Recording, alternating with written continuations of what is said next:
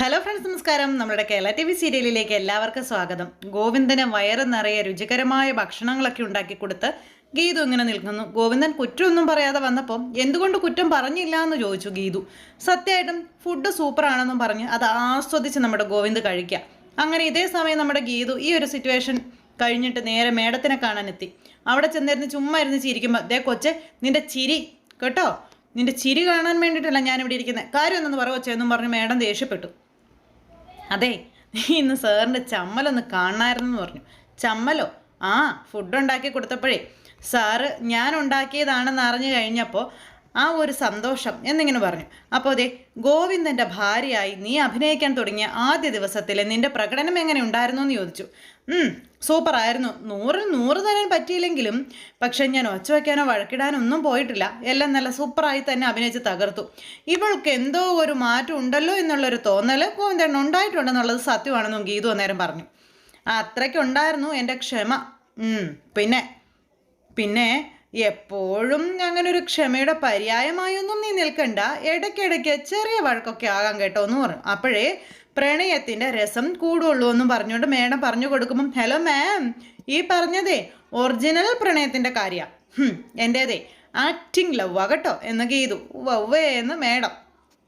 ഇവിടെ വഴക്കിടാൻ പോയാലേ അന്നോടെ എന്നെ അവിടെ നിന്ന് കെട്ടിക്കും കേട്ടോ, പിന്നെ അല്ലെങ്കിൽ തല അടിച്ച് പൊട്ടിക്കും, ഇതിലേതെങ്കിലും നടക്കുമെന്നൊക്കെ പറഞ്ഞപ്പോൾ മേഡം ഇരുന്ന് ചിരിച്ചു.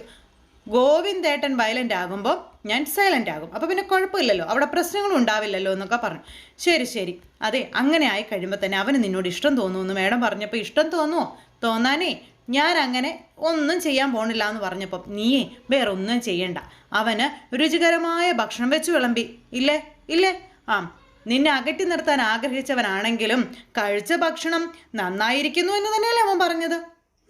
അതെ, അതെന്താ, അതും ഇത് നമ്മളെന്താ ബന്ധം? പിന്നെ ഇനി മേലിൽ ഇതുപോലെ ഉള്ള ഫുഡുകൾ ഉണ്ടാക്കിക്കൊണ്ട് എൻ്റെ മുന്നിലേക്ക് വരരുത് എന്ന്, എന്നെ വളയ്ക്കാൻ വരരുതെന്നുള്ളൊരു ധ്വനി കൂടി പറഞ്ഞ വാക്കുകളിലൊക്കെ എനിക്ക് തോന്നി എന്ന് പറഞ്ഞപ്പോൾ അതൊക്കെ മാറിക്കോളൂ എന്ന് പറഞ്ഞു. പിന്നെ നമ്മൾ പ്ലാൻ ചെയ്തതുപോലെ തന്നെ അങ്ങോട്ട് മുന്നോട്ട് തങ്ങ് പോട്ടെ, നീ എവിടം വരെ പോകുന്നു നോക്കാമെന്നൊക്കെ പറഞ്ഞു മേഡം പറഞ്ഞു കൊടുക്കുക. നിനക്ക് ഞാനൊരു സർപ്രൈസ് കരുതി വെച്ചിട്ടുണ്ട് എന്നന്ന് പറഞ്ഞിരുന്നില്ലേ എന്ന് ചോദിച്ചപ്പം അത് ഇന്ന് തരാം.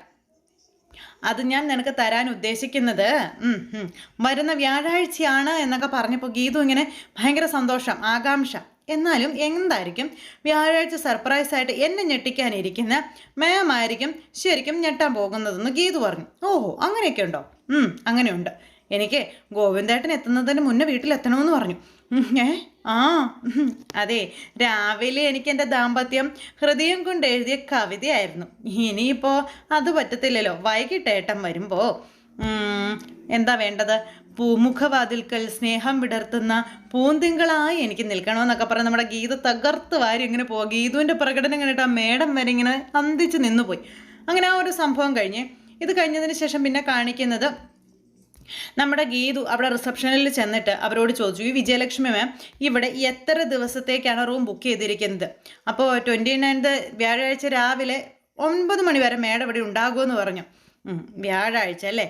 അപ്പോൾ അന്നാണ് വിജയലക്ഷ്മി മാം തറവാട്ടിലേക്ക് താമസം മാറ്റുന്നത്. ശരി, അതാണ് എനിക്ക് തരുന്ന സർപ്രൈസ് അല്ലേ എന്ന് പറഞ്ഞ് ഗീതു അത് കണ്ടെത്തിയിട്ട് പോകാൻ നോക്കുക. അപ്പോൾ ആ വില്ലേജ് ഓഫീസർ ഇതുവരെ റെസ്പോണ്ട് ചെയ്തില്ലല്ലോ, എന്തായെന്നൊന്ന് വിളിച്ച് നോക്കാം എന്ന് ആലോചിച്ചുകൊണ്ട് ഫോൺ എടുത്ത് വില്ലേജ് ഓഫീസറെ വിളിക്കാനായിട്ട് ഗീതു തുടങ്ങുന്ന സമയത്താണ് അതുവഴി അജാസ് പോകുന്നത്. അജാസ് പോകുന്ന വഴി ഗീതുവിൻ്റെ വണ്ടി അവിടെ ഇരിക്കുന്നത് കണ്ടു. വേഗം തന്നെ അജാസ് അങ്ങനെ നോക്കി പോകുന്നു. ഗീതു അന്നേരത്തേക്കും ഈ വില്ലേജ് ഓഫീസറെ കാണാൻ അവിടെ പോയി നോക്കിയാലോ എന്ന് വിചാരിച്ച് അവിടെ നിന്ന് ഇറങ്ങി. അപ്പം ഗീതു വരുന്നു, വണ്ടിയിൽ കയറുന്നു, വണ്ടി എടുത്തുകൊണ്ട് പോണു. ഇതൊക്കെ വന്ന് നോക്കി നിൽക്കുവാണ് ഈ അജാസ്. എങ്ങോട്ടാണ് ഗീതു പോകുന്നത്? എന്നിട്ട് പിന്നാലെ പോകാൻ തന്നെ തീരുമാനിച്ചു കേട്ടോ. ഇതേ സമയത്ത് അവിടെ വിലാസിനിയും ഭർത്താവും പണിയെടുത്ത് നടു ഒടിഞ്ഞു. അപ്പോൾ അവൾ മനഃപൂർവ്വം നമ്മളെ കൊണ്ട് പണിയെടുപ്പിക്കുന്ന അവിടെ രാമശ്ശേരി ഇഡലി, ആ ഇഡലി ഈ ഇഡലി എന്നൊക്കെ പറഞ്ഞാൽ അങ്ങോട്ടും ഇങ്ങോട്ടും രണ്ടുപേരും കുറേ പറയുന്നുണ്ട്. പിന്നെ അവിടെ ഒരു ജഗപോകയായിരുന്നു. എന്താ, പ്രിയമോള് വരുന്നതിന് മുന്നേ ഭക്ഷണം ഉണ്ടാക്കി കയ്യിലേക്ക് കൊടുക്കണം, അതിന് വേണ്ടിയിട്ട്. അപ്പോൾ ഈ രാമശ്ശേരി ഇഡലി എന്താ രുചിയാണെന്ന് മോൾക്കറിയാവോ എന്നൊക്കെ ഇങ്ങനെ ഈ നമ്മുടെ ഭദ്രൻ ഇങ്ങനെ ചോദിക്കുമ്പോൾ രാമശ്ശേരി ഇഡലി ആ മോള് തിന്നിട്ടുണ്ടോ എന്ന് ചോദിച്ചു. നിങ്ങൾ പിന്നെ കഴിച്ചിട്ടാണ് ഇതിൻ്റെക്കുറിച്ചുള്ള വിശേഷം പറയുന്നതെന്നെങ്കിൽ വിചാരിക്കാം, എനിക്കാണെങ്കിൽ കഴിക്കാനേ തോന്നുന്നു പോലുമില്ല സാധനം എന്നൊക്കെ പറഞ്ഞ്. ഏതൊക്കെ വേറെ ആരെങ്കിലും ഉണ്ടാക്കി തന്നിരുന്നെങ്കിൽ എന്നാലും രുചിയായിട്ട് കഴിക്കാമായിരുന്നു എന്നും പറഞ്ഞു.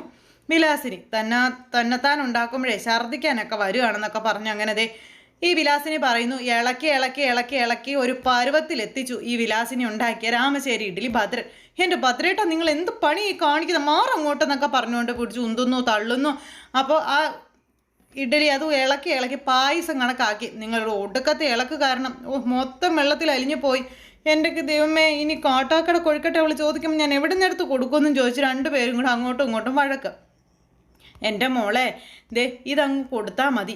നീ ഒരു കാര്യം ചെയ്യുക, അവൾ എന്ത് പറഞ്ഞാലും ഒന്നും മിണ്ടാൻ പോകണ്ട, ഒരക്ഷരം പോലും മിണ്ടാതെ അങ്ങ് കൊടുത്തേച്ചാൽ മതി എന്ന് പറഞ്ഞപ്പം നിങ്ങളെൻ്റെ കൂടെ കട്ടയ്ക്ക് നിന്നോളണം കേട്ടോ എന്നും പറഞ്ഞ് ഭദ്രനോട് വിലാസിനി പറയുന്നു. അങ്ങനെ ഇവർ രണ്ടുപേരും കൂടെ അതും കഴിഞ്ഞിട്ട് അവിടെ ഭക്ഷണം ഉണ്ടാക്കിക്കൊണ്ടിരിക്കുക.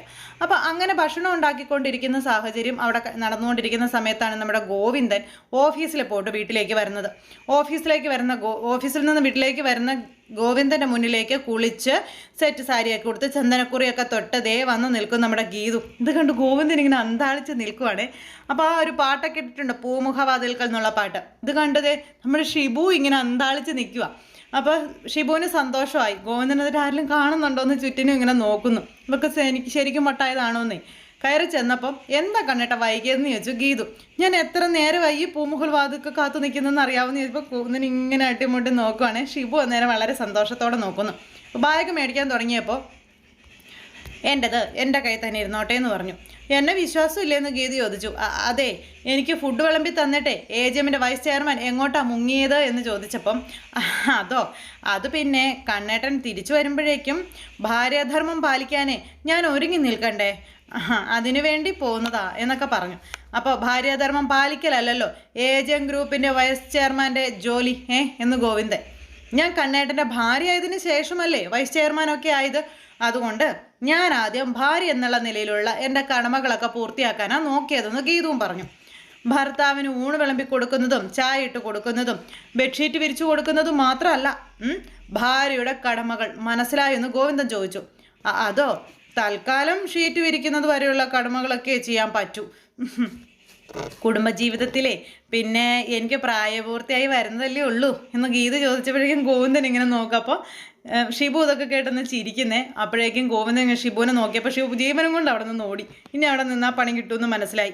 അപ്പോഴേക്കും ഗീതു ഇത് എന്താ കണ്ണേട്ടാ എന്ന് ചോദിച്ചുകൊണ്ട് ഇങ്ങനെ നിൽക്കുന്നു.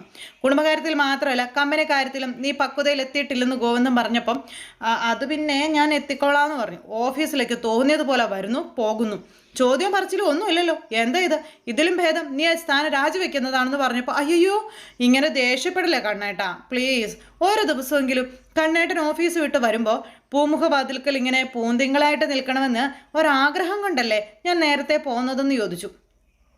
എന്നിട്ട് ദേ നമ്മുടെ ഗീതു ആ വാതിൽക്കൽ പോയി ഇങ്ങനെ കുണുങ്ങി നിൽക്കുന്നു.